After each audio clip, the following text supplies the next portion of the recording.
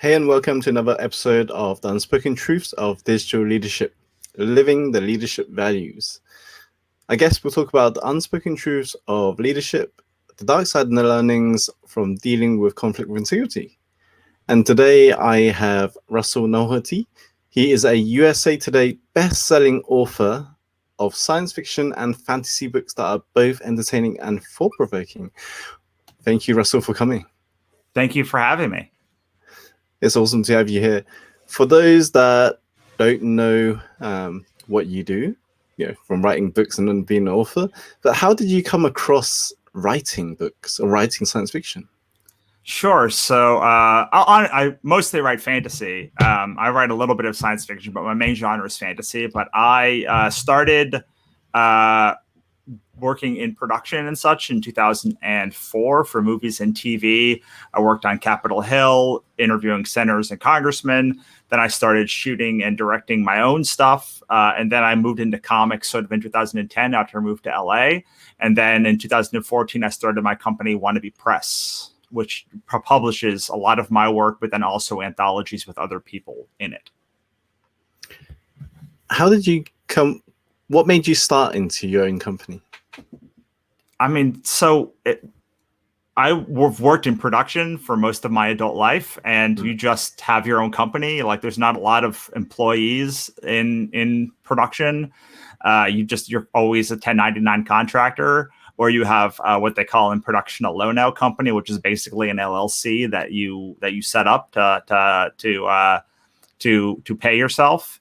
And so it's never really been a question. I just always knew that I was going to be an entrepreneur and have my own company. I didn't even think about it as entrepreneurship really until several years later. It was just the thing you did. It's sort of like, in order to be one of the just working, you had to be an entrepreneur, and you had to be entrepreneurial, at least getting your own freelance gigs and such. And what kind of skill set did you develop in terms of developing as an entrepreneur? Because you said, like yourself, you didn't realize it was called entrepreneurship or being an entrepreneur, even if it was a thing. So what type of skill sets did you develop to, I suppose, was it everything that you used in production that you learned? I mean, so what I've learned over starting many, many companies is that the things that I learned were kind of relevant to all companies that I've ever started. So word of mouth, like referrals, all of production pretty much runs on referrals and nepotism. So, you get in with one production crew and then they get onto the next crew and they hire you again and again and again and again. And sort of, it can be good if you want to do that work, but bad if I worked a lot in craft services, which is fine. But I didn't particularly enjoy craft services, like doing the food things. It just was a thing that I ended up being very good at because I would actually bring healthy snacks to set and not just like chips and garbage. So word of mouth, also being able to change what other people do. So, as I mentioned, other craft service people would bring garbage, snacks to set. And the things that the people liked about me was I would always go and I would get fruit and I would get veggies and I would get some garbage too, but I would mostly focus on healthy food. And more than once, people commented about how much they appreciated having options. And I didn't always have the same options. Usually lunch would be just what lunch was, and I would go pick it up. But I had the option for whatever the snacks were going to be on set. How did you develop? So is it key building relationships then when you're contracting with so many different groups and stuff? Yeah, I mean, anything that you do, any entrepreneurship thing is about relationships. So it's it's about two different kinds of relationships. So it's about the relationship between yourself and the fans or customers that you have. And then it's about the relationship between yourself and the network that you have. So there are two very different things. And most of the time, people at the beginning of their careers combine the two. And while certainly a lot of people in my network also read my books, my network and my fandom are two very different things, and I talk to them in two very different ways. So my fandom is set up to talk about my books and other interests that we have that align with my books. So like mythology and fairy tales and general dark things like death, grief, loss, and junk. Like that's comics, cool like fantasy books and such that we find. Like that's all like what my fandom talks about. My network is about sort of growing us together as a unit so that we can hit the next level. It's about making strategic partnerships with people. It's about getting things together. JV partnerships is about launching and helping ourselves launch books better. It's about planning to like get ourselves a wider reach than we previously had.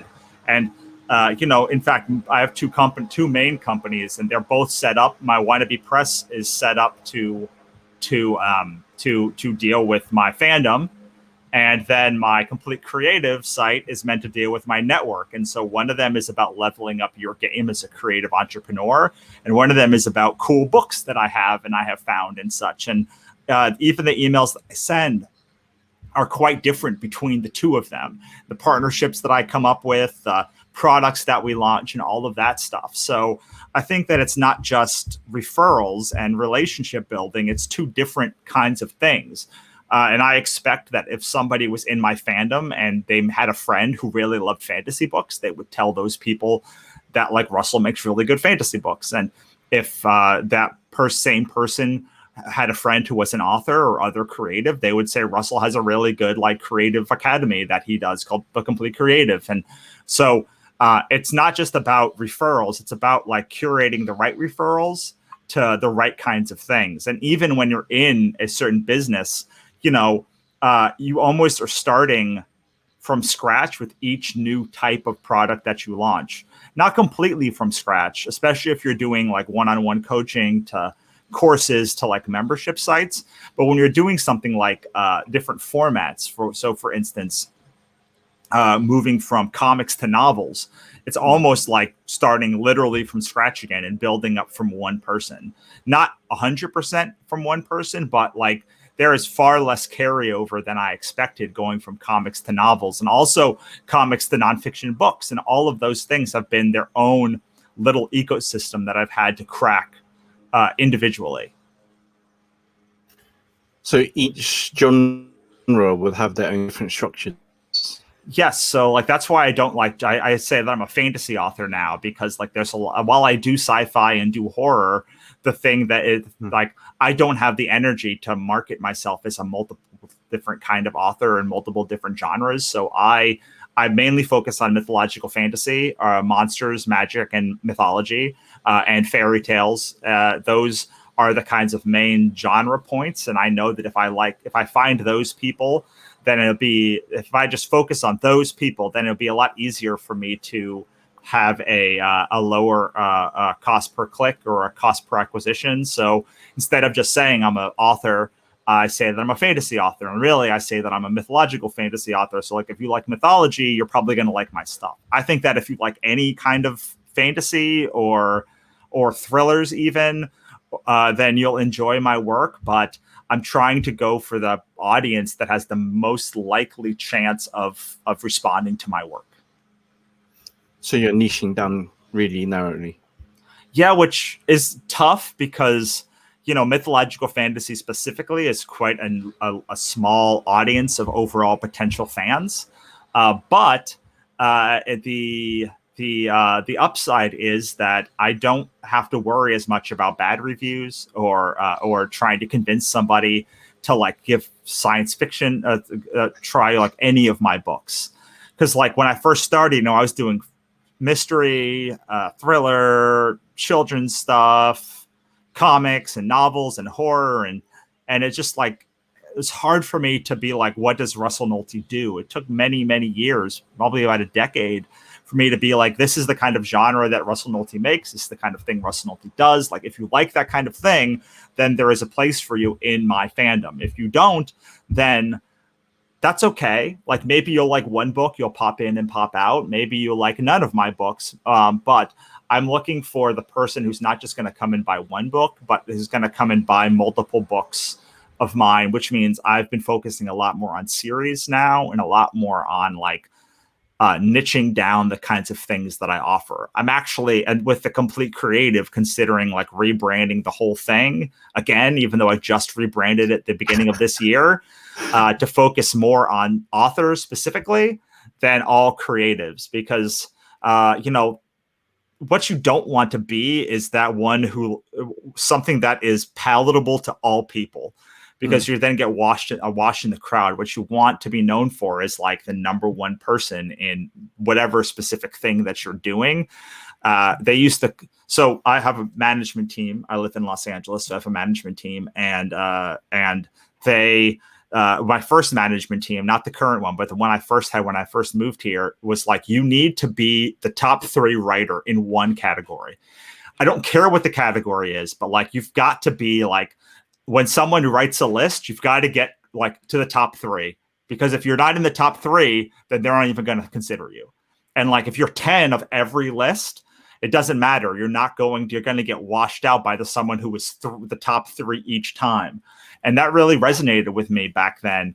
Not right away, but as time has gone on, I've started to realize that, people associate me with Lovecraft, a lot of Lovecraft work and Cthulhu mythology and overall mythology stuff, especially like Greek and Roman mythology, a little bit of fairy tales. So when people are talking about me and someone says, oh, like, I really am looking for a good book, like mythology book or mythology retelling or fairy tale retelling, like, I want to be in the top of that conversation, because how often do you refer more than like 3 books? I've never like given someone a list of like 50 books to check out. I'm like, okay, yeah. Try N.K. Jemisin's series, or try this or try that, depending on what your interests are. But so my goal has been recently to like really get in the top of the conversation about like those kinds of ideas, and then be comfortable leaving the rest of them behind. Mm-hmm. So is that similar to like when people talk about personal development or entrepreneurship books? People would say, Tim Ferriss 4-Hour Work Week. Then you got Gary Vee. Then you got Simon Sinek. Like, be that kind of top in that conversation in your genre.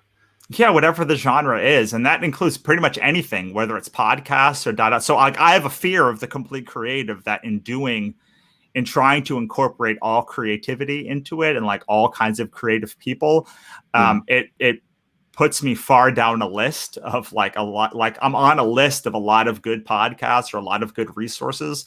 But when someone's like, oh, you're an author, you should go check out the complete creative, like, people aren't immediately like connecting with that. Whereas if I changed it to something like, I don't know, like the badass author or like the badass writer or something, it's like, oh, or like, not another author, not another authorship podcast, or like whatever the thing is. Like, if I can find a way to connect with the people who most often use my services, which are authors, like 90% of the people that hire me or like take my courses are authors or comic book creators. So like, should I scale down to that level, or should I like continue being wide, because I've spent the last year building this or 3 years building this one kind of brand. And I think that the more that I do with the niching down and having success with the books, the more I sort of see the error of this, like, be a one thing to everyone. And like someone like James Wedmore or Amy Porterfield or something, they got to be successful doing one thing well. They got to be successful doing when it was Amy Porterfield, she was doing digital courses, and everyone has their kind of like one singular niche, and they became like the name to think of in that one niche.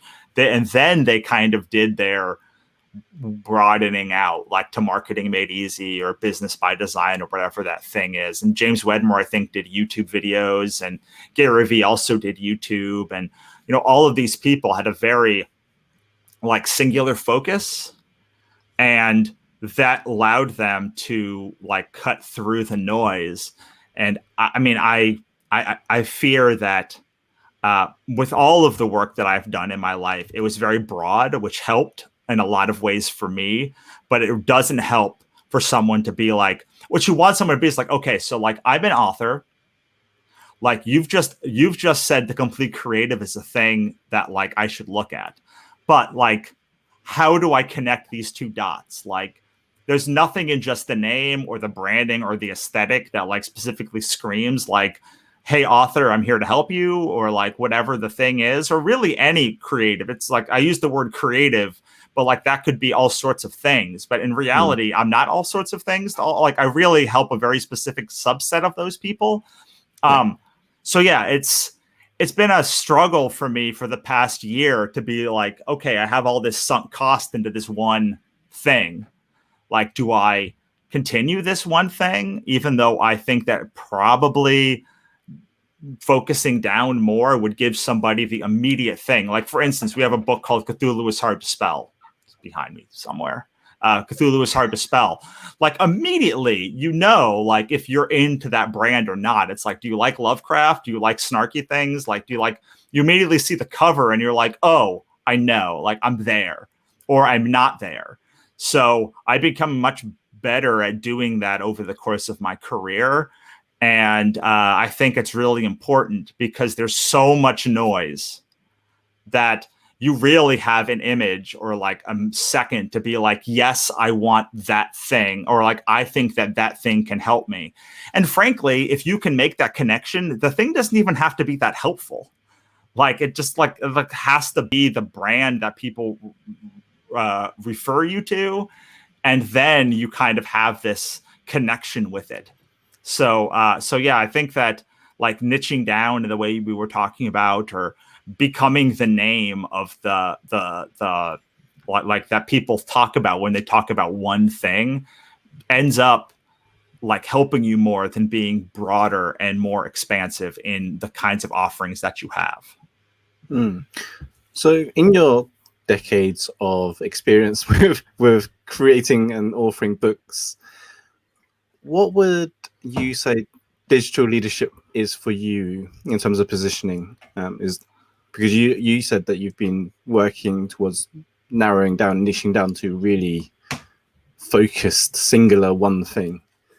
Yeah, so I believed for a while that I should be everything to everybody, right? And like I think that most digital entrepreneurs go through that.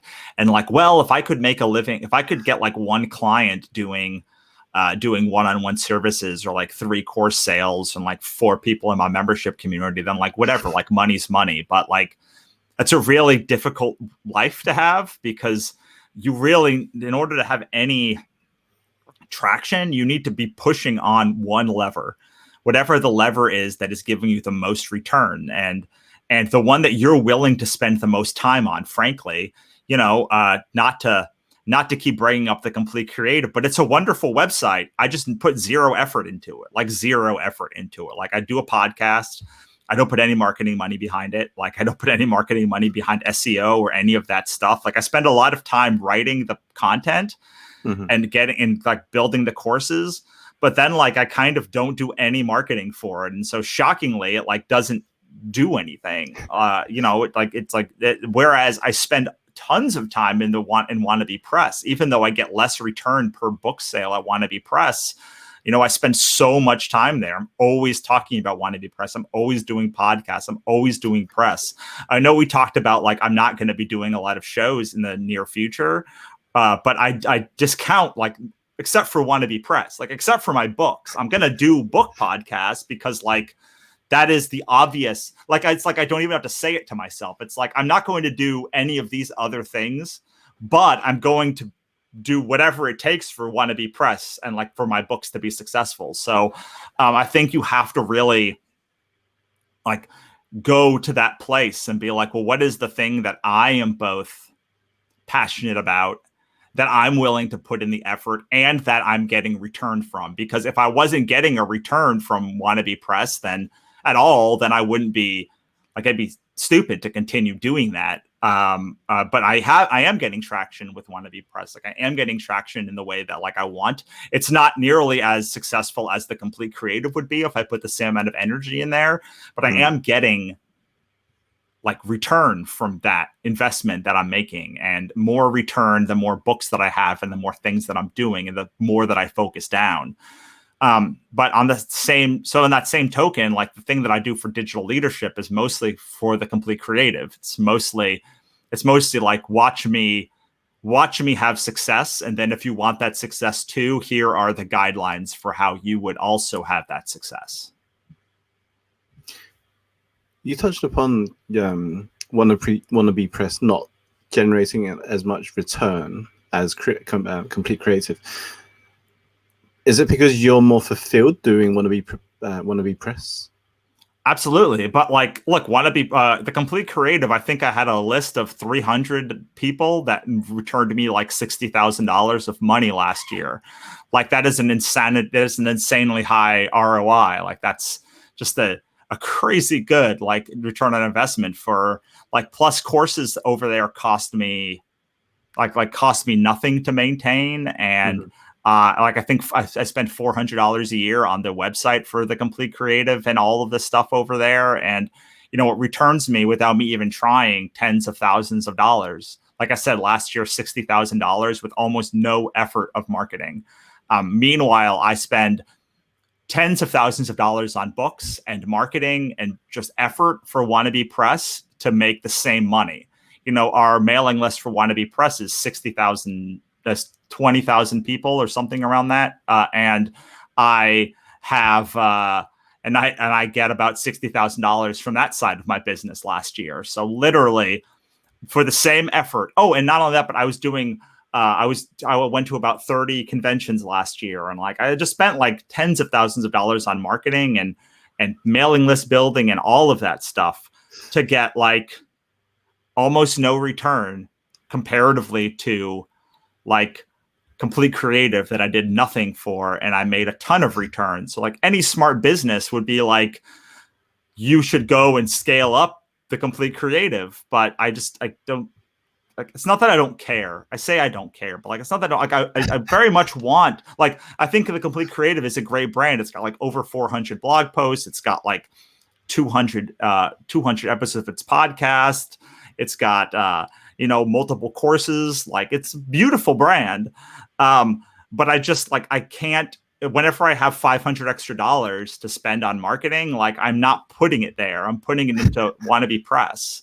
So, you know, over the decades that I've been doing this, I just like have learned that I need either a partner for the Complete Creative, or like I just need to understand that it's not going to go anywhere unless I like put effort into it or something else. But yeah, I mean, the Wannabe Press brand works because I spend like every waking minute thinking about it and like researching it and writing books for it and doing stuff for it. And meanwhile, the Complete Creative is sitting over there.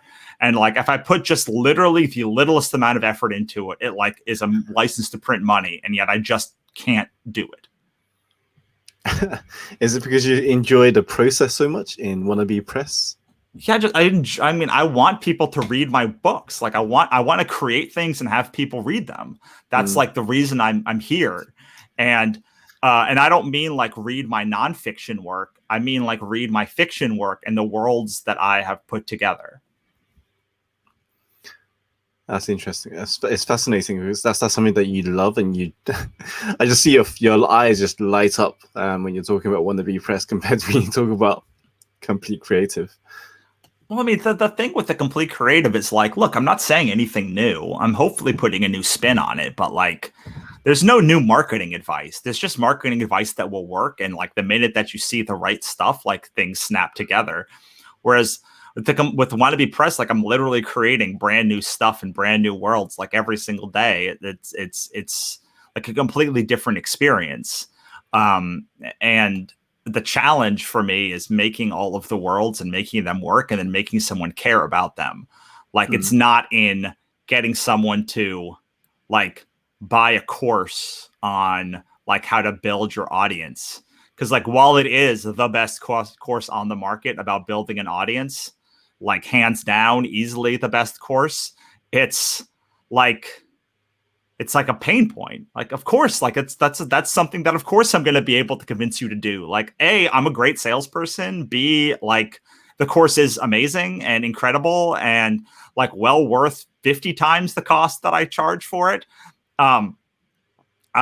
So like there's not that there's no skill, but like there's like the skill to me is being like, you like a book and like, I know you have a limited amount of money, but like, here is this thing that like will enrich your soul, but not like change your life. Like it won't like make you a better salesperson.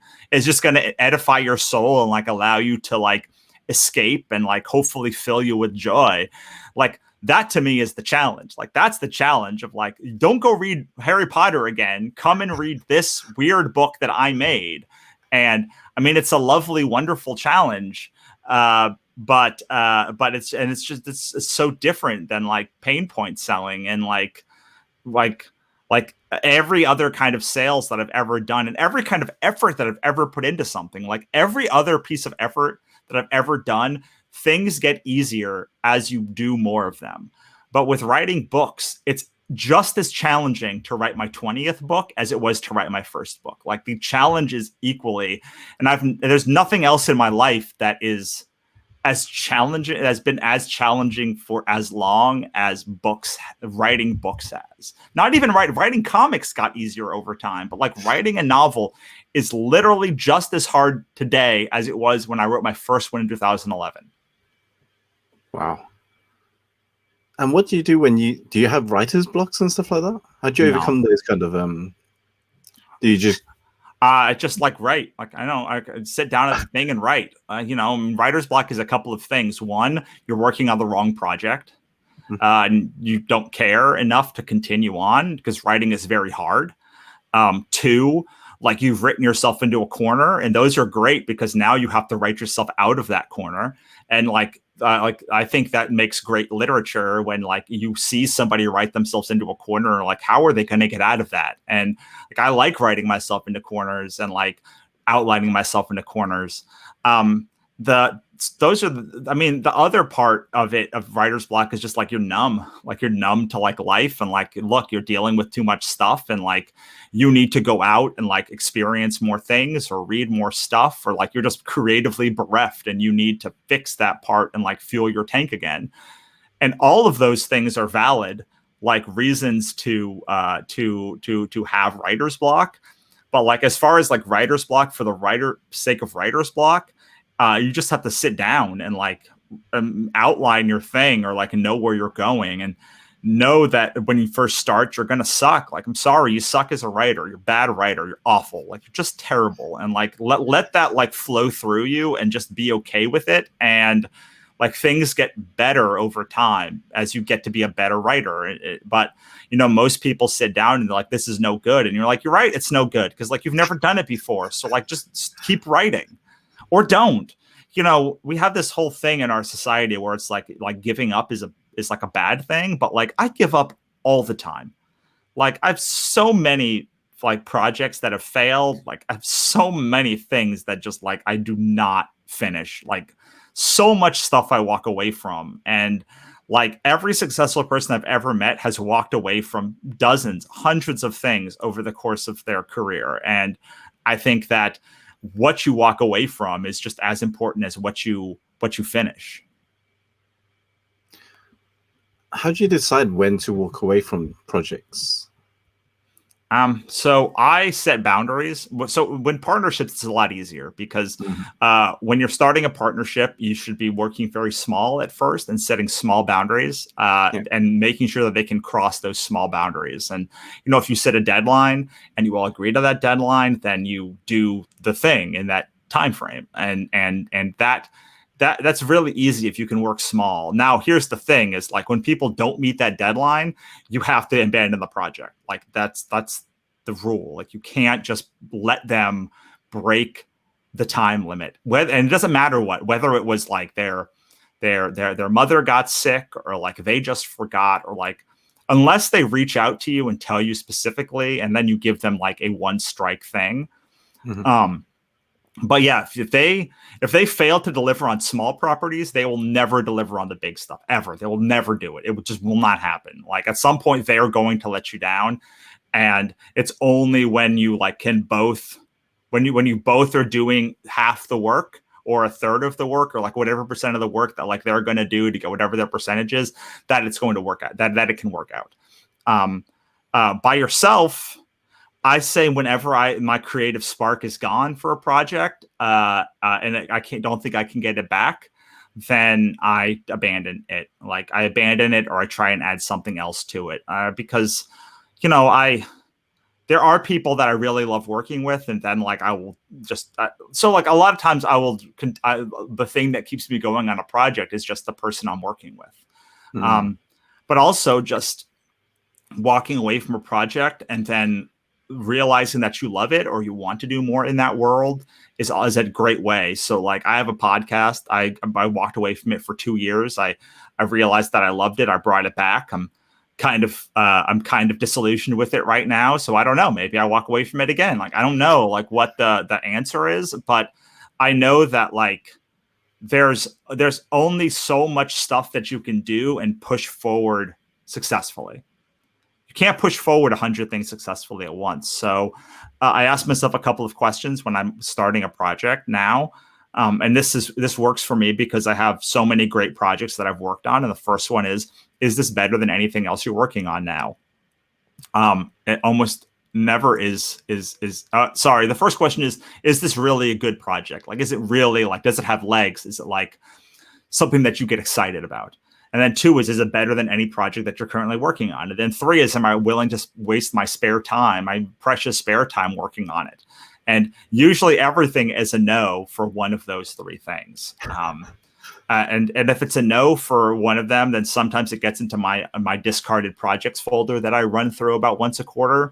And other times I just like completely abandon it outright. And the same thing goes with projects that I'm working on. I want to see them to the end but the things you see to the end become the things that you're known for. And often you don't want to be known for the thing that you're like working on. Like if something better pops up, like I think that you should be fair to like look at that other project and be like, would I rather be known for this thing? I have now finished many, many projects, and I can tell you that like I'm known as the things that I made by whatever that thing is. Like somebody knows me for all of the stuff that I've made. And like, it's hard. And while the work is great, like there's some things that I would have been like, if I could take that away and instead work on like do another Godsverse book or like do this secret project that I'm working on, and I could spend another year doing it, that would be better. That would have been better than doing this project. And in retrospect, I realized that the time spent working on a project oftentimes is very beneficial, because like just the work on it makes you a better writer or better creator or better at just doing that thing. But often it's a loss of opportunity cost to do the actual thing. So spending that 6 months working on that project, or 3 months, or 1 month, is a month you can't be working on finding the other thing or the next thing. And at the beginning of your career, I think you need to have that time to just like safe space to fail, like work on all of this stuff. But at some point, like you want it to become a job. Like you have to be thinking of like every project I take on means I can't take on another project. And once I get past a certain place on a project, then I have to keep going, because it's now closer to the end than at the beginning. It's closer. I spend less money, keep continuing on. And so, for instance, like to do a real books of for a book to come out, like it really needs to be a series in order for it to hit. So you really need to be thinking about like 1 million words. So like, am I willing to write 1 million words into this series? Am I good enough to write 1 million words into this series? If not, then maybe you're still at that beginning stage of But like if you're working as a self-published person or even a publisher, like they're going to want a series of books from you, because they're going to want to be able to keep promoting it. And you have to keep thinking, is this the thing I'm going to be known for? Is this the thing I want to be known for? Am I willing to spend the next 3 years of my life working on this thing, and not just for the destination, but just for the journey itself of working on that part? And it's it's a critically important piece of the puzzle that we don't talk about when talk about digital leadership for others, but like it's also digital leadership for yourself. It's also leading yourself to the place you want to go. And where did you draw your inspiration from? When you I mean, this is the question that I get asked that I just can't answer. I mean, that's like asking a nurse, like, how do you put in an IV and like so easily? And it's like practice and truth, or there's so many things that you just do instinctively. Frankly, the things that I get and draw my inspiration from are like the books that I'm reading and the things that I'm doing. And then randomly, after I've consumed enough stuff, like some idea will pop into my head that is like so perfect that I'm like, yes, that's the one. Like that's the one that I keep thinking about and I keep coming back to, and like that's going to be the next project. But like it takes a lot now, because in order to pass the threshold of is this project better than all of my projects, like not to put too fine a point of it, but like I am a world-class writer and creator, and like the things that I put out, like I have a very high expectation for. So for it to be better than the thing that I'm working on right now takes a lot. And like it's a lot of thought that goes into the whole plan for a series or a whole plan for a launch. And so like I put a lot of effort into those things. So for it to be better than those things takes a whole heck of a lot. And it's hard for me to believe that like many things can, and I've seen most things will never pass that threshold. Like, is this better than what you're working on? And the things that do, or like even reach that bar, I've had one idea in the past 2 years that I thought was worth exploring, like on top of all of the work that I've already done. So yeah, it's a tough thing to have inspiration, but it's a tougher thing to like follow through and know that this is going to be the kind of story that you want to tell. This is the kind of thing you want to focus on. And what kind of positive, healthy habits would you say you put in? Do you have like meditation or exercising, and do you feel those are important in your structure, in your routines? Yeah, I don't do meditation. I don't like meditation. I make sure I pretty much only drink water and decaf tea. Mm-hmm. I try and go for a long walk once a day at least, or preferably twice a day, once with like my dog and once just by myself. I try to read at least 3 books a week. Often I can't get there recently because I can't go to the library, and it's just tougher for me to get into reading on an iPad. I try and do nice things with my wife or for my wife. And then I always try to make sure that instead of saying I am a failure or I am a success, to say I am a person who succeeds or I'm a person who fails, but I also have hundreds of other things. And I also make sure to say like this project is not to put my expectations. So like my novel projects are they're less popular than my comics projects. They always have been. I hope they won't always be, but like up until this point, they always have been. And so I have to be able to say like, okay, so if I do a Cthulhu book, like it's going to be my most successful launch. If I do an Ichabod book, it's going to be a very successful launch, but like not as high as Cthulhu. And then like if I do a novel launch, it's going to be less than that. So trying to just plan and have time in the day for space and to think. So I work every day pretty much the same. From 6 to 9 o'clock in the morning, I kind of let myself roam free. I maybe go for a walk. I do email. I have breakfast with my wife. And then from 9 to 2 or 9 to 3, I'm really like writing or doing the job of writing. And then from about 2 to 5, I take off. I try to like take a nap or take a walk or do something for myself. And then 5 to 7 or 5 to 6, whenever I come back to the computer, I have meetings and I have other stuff to do. So I try to keep myself structured in that way as well. And what other things, do you have any other activities that you do for time for yourself? Like you said, you go for walks and stuff, but do you do anything like... Nope. I write, I walk, I read, hang out with my wife. Sometimes I watch TV, but yeah, I mean, the things that I'm doing for my job consume my life. So, and I'm happy that they do that. I Mhm. feel fulfilled doing that. Yeah. But yeah, I don't have hobbies outside of like the reading and writing of books, pretty much. So gaming and stuff is no. Nope, don't do any of that stuff. Like I said, I have a pretty structured life. I've incorporated the things that I love into the things that I do. And I Mhm. mean, the things that I do for fun would be like my own podcast, like then like talking about business and like those sorts of things. But um, yeah, I don't have hobbies. My hobby was writing, and writing became my life. So So it's embedded with your work-life balance. yeah, I mean, the work-life balance is more like I just stop working for a lot of time, and like I then hang out with my wife and do other things. Mhm. So yeah, I think work-life balance is important, but like I don't have hobbies in the way that people talk about hobbies, and like I don't have like I don't have any of those things. Like happily, I don't have any of those things, you know. You know, every once in a while, like we'll do a paint night. You can see the paintings behind me. You can, but like, yeah, Paint night. I Paint don't have night any is. desire for hobbies. Mhm. So like, it's not like I could go and play video games for those 3 hours I take off a day, but instead I prefer to just think about stuff. So do you do a lot of visualization as well when you're doing your planning and stuff?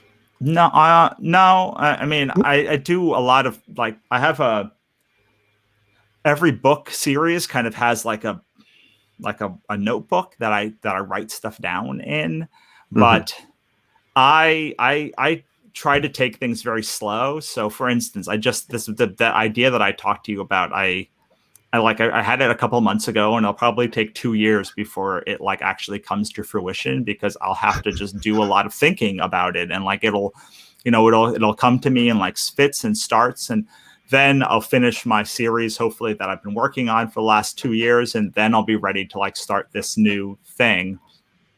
But yeah, I don't do like I more just let it come to me than like do like active visualization of like Mhm. what the world is going to look like. Yeah. Do you? How often? You say you document your archives. Do you ever look back at them and go, "Oh, maybe I could revisit that one because it's come to fruition"?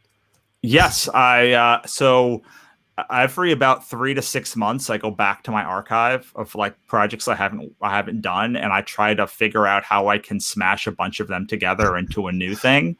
A lot of my work is just taking like 10, like one really good idea and like 5 to 10 mediocre ideas that had like maybe a nugget, and like smashing them all into one thing. And like by having one thing, it becomes more resilient and having more like flesh than just like that one awesome idea alone. So I'm probably in the next couple of days will go through all of my old material, because I'm starting a new book, and see like if there's something there that I can take, but or even take from old good ideas that like didn't quite get incorporated the way that I wanted to. And so yeah, I do definitely have that, like go back and rip a great idea, great like nugget of an idea from an okay mediocre project. Have you considered getting your books made into movies or like series or animations or things I like mean, that? that's Would that? not a thing. So like you can't No? just do that. That's not like people make it seem like you just like snap your fingers, and like it's a decade long process to get that stuff done. I've been in Mhm. Hollywood for 12 years now, and like most everyone that I know has maybe done one or two projects in that time. So I really wish that people would not ask that question, or make it seem like it was so easy. Like you cannot Apologies. do it. It's not a thing you can just do. Like it is nearly impossible to get something through production and Mhm. out there. So this idea that like you can just be like, oh, I'm gonna make things into a movie or a TV show, are just like they're impossible. That's an impossible dream that like will not happen unless you're spending all of your time doing it. Oh, okay, fair enough. Sorry, I didn't know. No, it's okay. It's just like this is a thing that I deal with a lot. Are your books movies? And I'm like, it's not easy. Like this is not an easy process to like take a book and turn it into a movie. Like it's hundreds, thousands of people that have to like go through the process to like get something that comes onto your screen. For every project that makes it to your TV, there are at least 1,000 that have been optioned at some point along the way and then fallen off. There's probably 1 million that have been pitched and then like discarded. So like you're literally talking about the things that make it to screen, like 1 in a million ideas, and like hundreds of millions of dollars behind those ideas. So you like, it's a very, very, very select group of things that like actually make it to the screen at the end of the day. And is that working again with like the people you work with, relationships and partnerships? So like it's like a management teams, and then like trying to like build out like groups of people. So like getting the right director and producer attached, like going into pitch studios, and just like you only get one shot. So like you also want to make sure it's the best project that it can be before you start going in and pitching all of the people that need to be like brought on board. But I would say that we've had a project that we've been in development with for about 2 years, and we're just now getting ready to actually like bring it out to production. Wow. So what would you, if you was to advise people who wanted to get into writing, what would you advise them to, apart from just writing, just start? I mean, it takes about 20 books to like really have success as an author, or even start to have success as an author. So you really need to start thinking of it as a career. You know, the next 5 years of your life can be spent doing this. And if it feels like a lot of time, but by the end of that 5 years, like you will not realize how quickly it goes. So, yeah, I like to tell people, don't make your dream project first, because you suck at writing. So like go write something that you don't care about very much. Like if you love romance, go write fantasy. If you love fantasy, go write a thriller. If you love thrillers, go write like a science fiction, or like write something that you like but don't love, so that like you don't have that high standard that you will have for your own genre.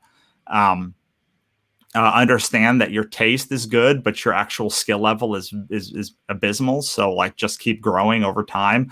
Finish projects. Like don't let things be abandoned, because it's only in finishing that thing that you really like understand it. So like don't just do one draft and be like, it's probably good enough. Like really like hone it, which is one of the reasons why I abandon projects so easily now, because like it takes a long time to not just write a thing, but then like edit the thing and then get the editor to the thing and like get the cover design and like do all that stuff. And I'm not saying you should get an editor, but I am saying that like you should get it to the point that like you're happy to show it around, and then do your next thing. Like also, you know, I'd like to have a stockpile of about 8 books before I finish. Like every time that I do a Kickstarter or do a launch, I like to have like 4 to 8 books that are ready to go for the next launch. And so every time I launch, I've got about 4 to 8 books. So like I've already got I launch about 4 books at a time. So every time I do a launch, I've already got the next launch like queued up and ready to go, so that I can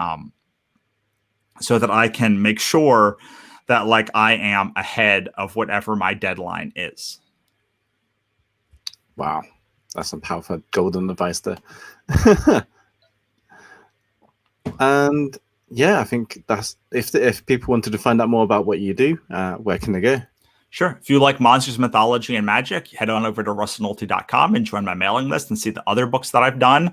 If you are a creative yourself and want to hear about my musings of creativity, then thecompletecreative.com is the place to go. It's broken up into 3 sections. Breathe, which is mindset. Create, which is creativity and like how to make better stuff. And then sell, which is all about sales and marketing. And like whatever place you're in, there should be a place that you can onboard yourself and get a lot of value. Amazing. Thank you very much, Russell. Thanks for having me. Thank you. Take care.